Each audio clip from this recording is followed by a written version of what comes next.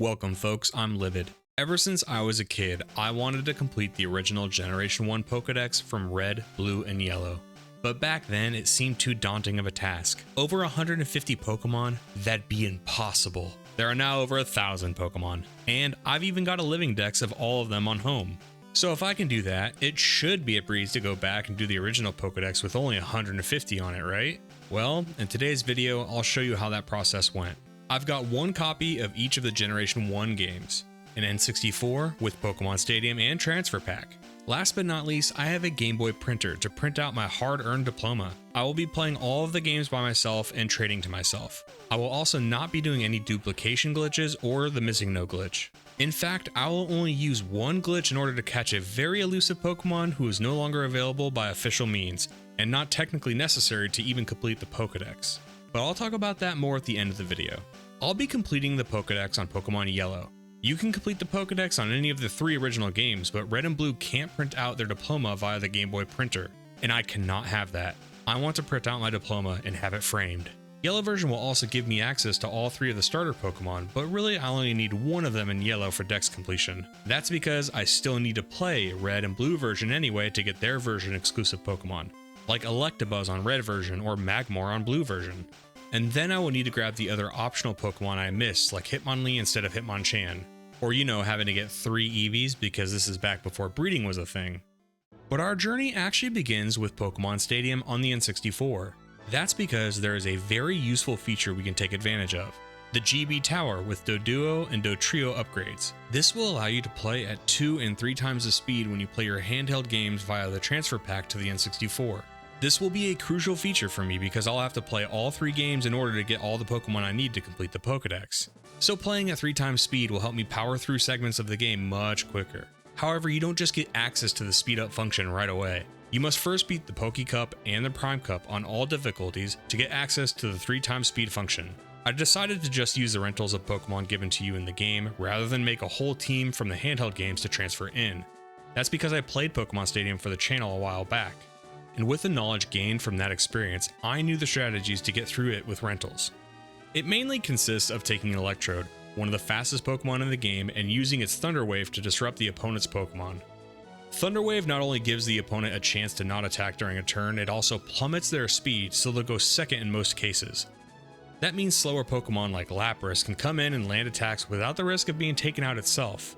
After completing the Poke Cup, I unlocked the Doduo Tower. And after the Prime Cup is the Dotrio Tower. The really cool thing that I had totally forgot about this is that the Game Boy Tower also adds borders that you can change. Each version has its own border and a few generic ones they all use. I didn't really like the Pokemon Yellow one, so I decided to use the generic Doduo background when I played Pokemon Yellow because it looks awesome. When playing via the GB Tower, you have to be careful not to be reckless with your transfer pack. If you put the controller down too quickly or God forbid sneeze while you're playing or something, you could freeze the game. But I will also say, I feel like my cartridges, transfer pack, and N64 all started to revive and perform better and better the more I played. It's like when Andy from Toy Story returns home to play with his toys again, and they're all just excited to be playing again. Now that we have our Dotrio 3 times speed unlocked, we can begin the journey on Yellow version. I take my starter Pikachu from Professor Oak, and I start the long journey. The way I was planning on going through the game was to catch as I go. Whenever I got to a route, I would see what was available to catch and make sure I got everything I could before proceeding. And Pikachu is a great Pokemon for catching since it's quick and learns Thunder Wave. Giving a status condition like Paralysis to a Pokemon makes it much easier to catch. The early game was fine, catching Pidgey and Rattata, but the drama came quick because when I tried to catch a Mankey, it just refused to join me and it took several Pokeballs to catch, destroying my early game economy and forcing me to go up through the Viridian Forest and Pewter City Gym in order to get the money and come back for redemption. I also took this opportunity to battle Brock with just my Pikachu because I saw it somewhere before. Unfortunately, there was no sprinkler activation in my battle, so it didn't go exactly as planned. In Mount Moon, I caught several Pokemon like Geodude, Zubat, Clefairy, and ended up choosing the Helix fossil for Ammonite. I'll come back here in the next playthrough to get the Dome fossil. By the time I got to Cerulean City, I had already caught 14 Pokemon. Cerulean is important in Yellow version because this is where you get 2 of the 3 starter Pokemon from Red and Blue. Charmander and Bulbasaur. I would later train Charmander into a Charizard because I had already planned to use the other 2 starters when I played Red and Blue, and those would cover Venusaur and Blastoise later. I caught an Abra just north of Cerulean City and traded it over as soon as it became a Kadabra, so it evolved into Alakazam. This would make the rest of the game battling largely trivial because Alakazam is one of the best Pokemon in Generation 1, and we all know he's good because he has spoons. In Vermilion City, we got access to the third starter Pokemon and Dugtrio. Further beyond the cave was our first in-game trade, our Clefairy for their Mr. Mime. In-game trades would be pretty important for this process as it saved on a bit of time, but there was also just straight up exclusive Pokemon through in-game trades. One of the biggest shockers for me was Jinx only being available in blue version via the in-game trade. I never knew that until making this video. I thought Jinx was a rare encounter in the Seafoam Islands or something. The other in-game trade that was awesome was Cubone for a Machoke, which would evolve into a Machamp. Yet another thing I did not know as a kid because I would have loved to play with Machamp. That's just pure ignorance on my part, no one to blame there. For some reason, it was hard for me to get attached to in-game trade Pokemon, so I always ignored it. Did you guys like in-game trades? I never really used them. I actually like the idea of it now, and I kind of want to collect a bunch of the in-game traded Pokemon. Could make for a fun video. We'll come back for Jinx later when we play blue version. One of the most important cities for Dex completion is Celadon City. This is where we get the first of our 3 EVs. We'll come back to Celadon and the other games to get our other 2 EVs. The department store is also crucial for buying evolutionary stones that evolve Pokemon. For now, I opted just to catch as much as I could, but hold off on buying stones because I needed to conserve my money for something else. Gambling. That's right, Celadon has the game corner. This is the only place in the game to get Porygon. In yellow version, you needed 9,999 coins to get it. I played slots for a while, but even on 3 times speed, it was excruciatingly long. And I only got to 1,800 coins after a really long time, and then I plummeted back down to 1,400. To me, it wasn't worth the time or money trying to get it this way. Porygon is actually only 6,500 coins in Pokemon Blue, so I considered waiting until playing that just to get it there. I ended up deciding to wait until the post-game of Yellow to see if I had enough money to just straight up buy the coins for Porygon. The last thing to catch in Celadon before I depart was Snorlax. After getting this big oaf, I moved on to Saffron really quick to get one of the 2 fighting Pokemon from the dojo.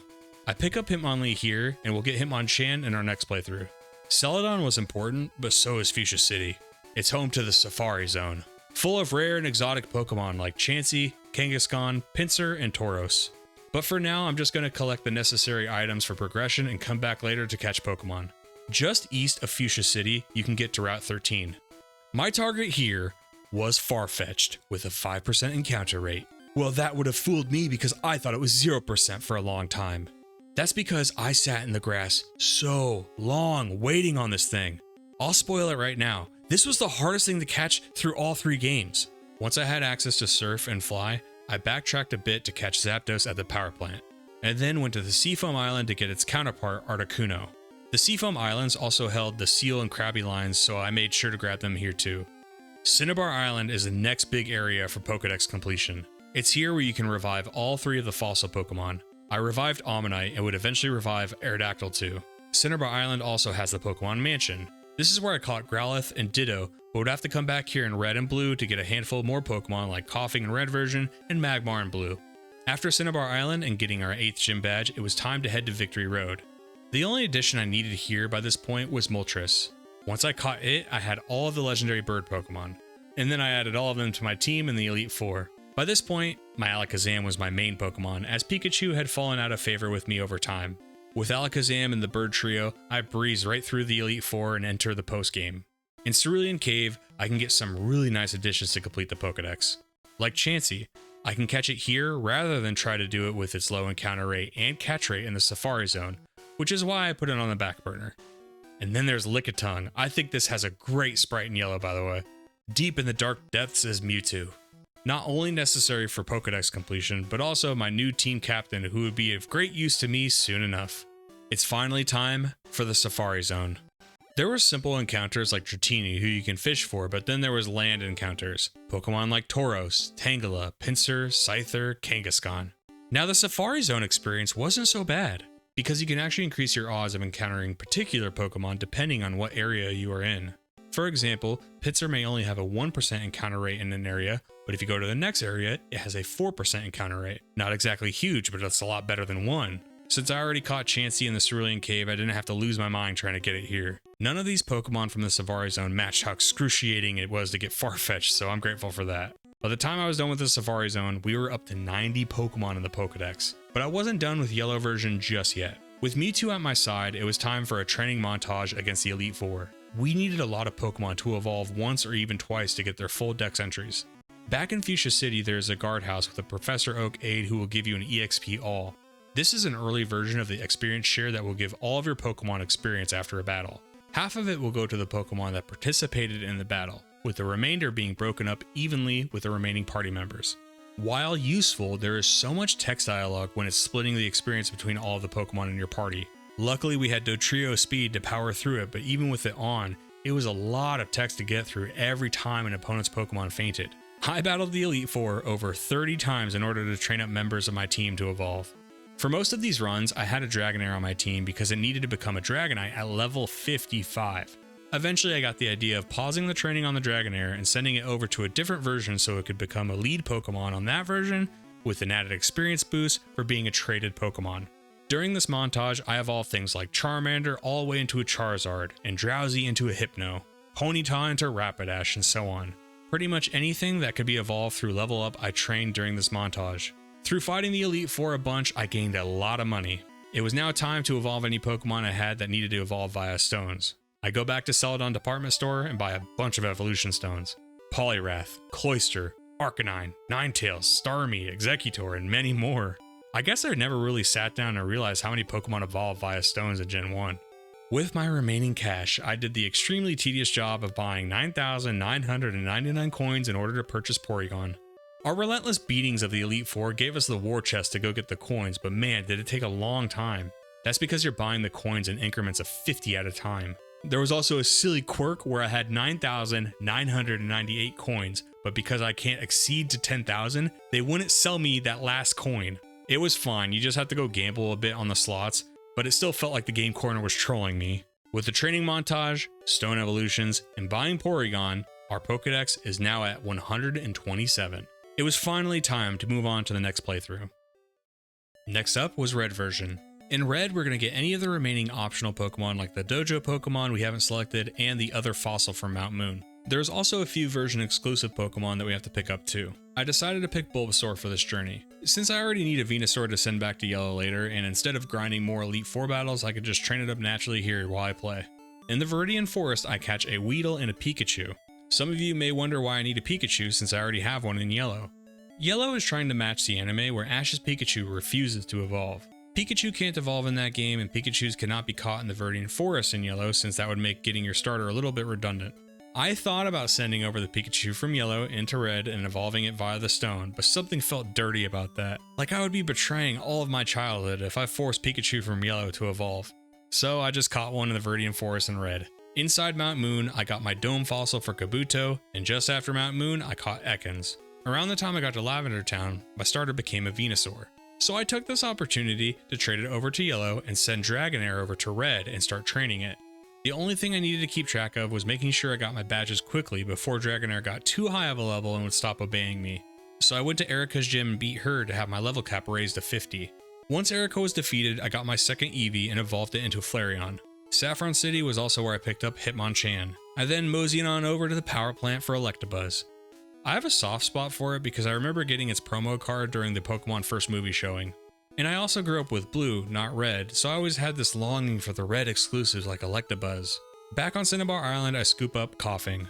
I kept playing for a while in order to get Dragonair to evolve into Dragonite. With all of these Pokemon collected, I sent them over to Yellow version and it was time for Blue version. The Blue journey will be very quick. We only need a couple of Pokemon. I chose Squirtle so that I could evolve it into a Blastoise and trade it to Yellow version. Just south of Cerulean, I caught the Meowth I needed. And there wasn't much action until I got back to Celadon and got the third Eevee. I then evolved it into Vaporeon to finally finish off the Eevee line. The last thing I needed was Magmar at the mansion on Cinnabar Island. So I blitzed through the game until I finally got there and grabbed Magmar. And that's it, it's time to send them over to Yellow. During these exchanges, I also sent over the trade evolution Pokemon to get Gengar and Golem. We had already taken care of Machamp earlier with an in-game trade. Having been given a few more Pokemon that I needed to evolve, it was time for a second training montage. We needed Kabuto, Weedle, Meowth, and a few others to evolve to round out our Pokedex. This montage was much quicker though, due to the traded Pokemon experience boost, so it wasn't that bad. With Meowth evolving into Persian, we now had 150 Pokemon. We could technically go get our diploma right now, as it only requires the first 150 to be caught. But for me, there is just one thing left we have to do. 151 Mew. If you remember the one glitch I said I would be using in the beginning of the video, this is what I meant. Mew is actually not required to complete your Pokedex, since its entire existence was a mystery and Easter egg type thing. In the United States, the only way you could get this thing officially was going to an in-person Nintendo event.